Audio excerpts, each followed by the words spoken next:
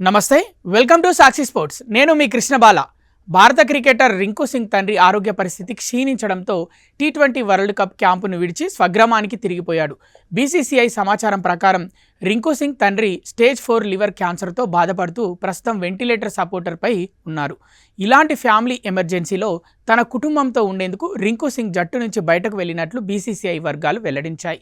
రింకు సింగ్ ఈ టోర్నమెంట్ కోసం భారత జట్టు స్క్వాడ్లో భాగమే అయినప్పటికీ తిరిగి జట్టులో చేరతాడా లేదా అనే విషయంపై స్పష్టత లేదు. పరిస్థితిని టీం మేనేజ్మెంట్ పర్యవేక్షిస్తోంది. అధికారిక ప్రకటన ఇంకా రావాల్సి ఉంది.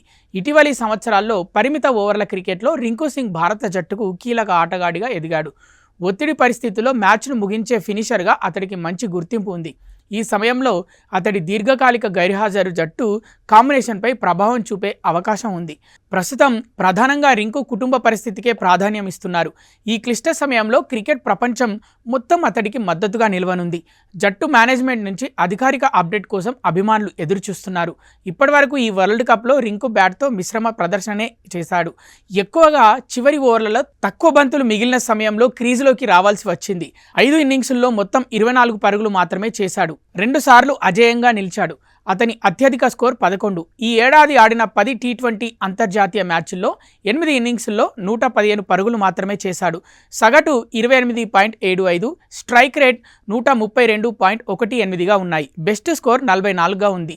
చెన్నైలో గురువారం జరిగే జింబాబ్వేతో చావో రేవో మ్యాచ్లో టీమిండియా తలపడనుంది. సూపర్ 8 తొలి మ్యాచ్లో దక్షిణాఫ్రికా చేతిలో 76 పరుగుల తేడాతో ఓటమి పాలైన భారత్ మిగిలిన అన్ని మ్యాచ్ల్లో తప్పనిసరిగా గెలవాల్సిన పరిస్థితిలో ఉంది. అంతేకాని దక్షిణాఫ్రికా సూపర్ 8 దశను అజేయంగా ముగించాలని కూడా భారత్ ఆశించాల్సిన పరిస్థితి ఏర్పడింది.